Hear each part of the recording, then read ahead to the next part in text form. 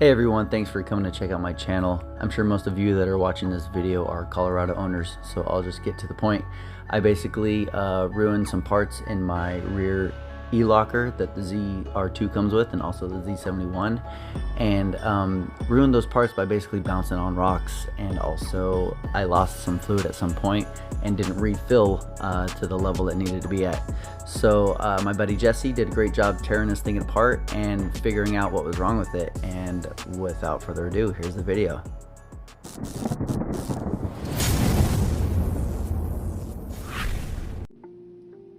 Alright, 2018 Chevrolet Colorado ZR2 with a rear differential that's no longer engaging and having a shuttering noise while under acceleration, unlocked. So after pulling apart the differential, there's 3 individual components inside the differential assembly that looks like there's definite wear, if not complete failure.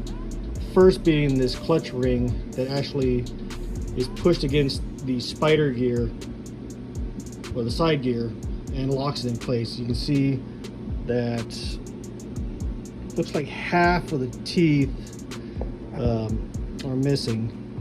I'm saying half the teeth because you can kind of see where the teeth would extend all the way to the far side, and I'll kind of show that here, right? We see that it goes all to the far side, so it's not like it's halfway, kind of like a synchro. So I think that's pretty much from a partial engagement. So we look at the wear on the actual side gear. Some teeth, you know, obviously they look okay. Some have some wear, and then some are definitely show signs of damage, right? You know, these 2 pieces work together, and basically it gets pushed by the electromagnet, you know, in the unlock position. It's down and the side gear is free to rotate, but then when it pushes and intermeshes with these teeth. So if we only have a partial engagement, right, there's a lot of load on a very small surface area, and eventually it's going to give way. So was it because of a partial engagement from the actuator side, or is it just a design flaw? Now, when we look at the actuator side, right, this is basically the, let's call it the cam, right, that gets locked up, and there's a push rod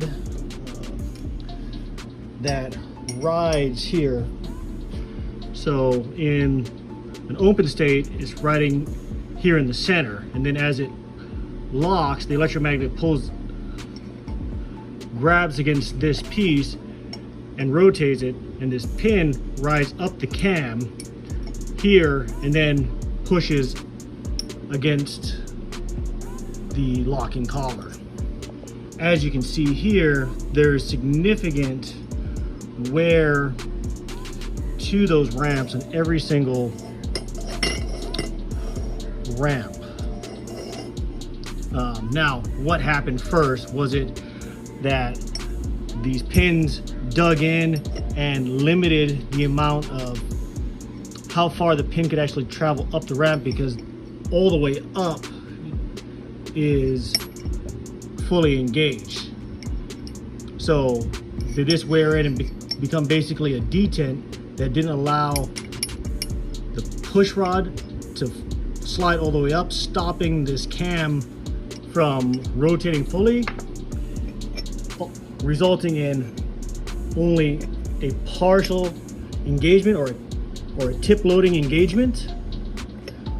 Or is this the result of, say, a partial tip loading engagement and failure, and then hammering effect of the 2 teeth riding on each other, pushing back and jackhammering this ramp on this cam? I don't know, but all 3 components are definitely damaged.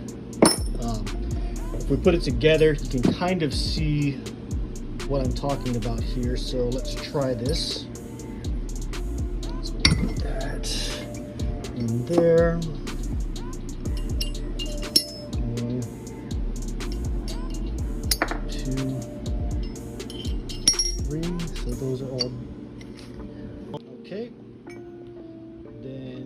this goes in.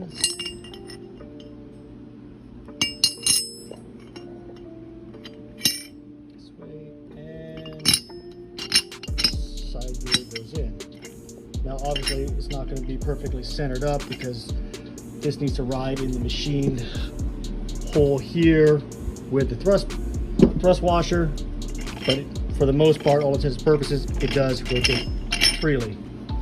Now, if I pick this cam plate up,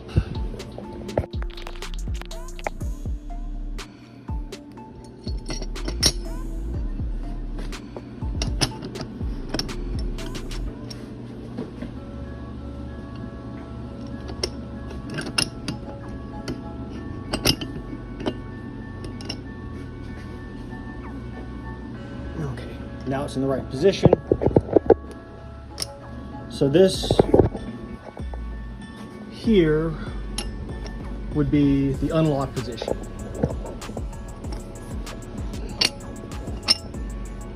Now, as the electromagnet pulls in, it's putting resistance on this cam and allowing it to hold back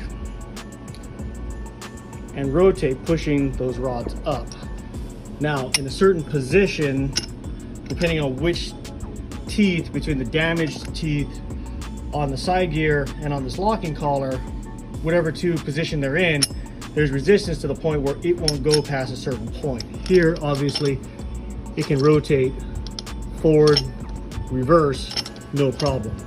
Let's see if I can get it to do what I'm talking about here.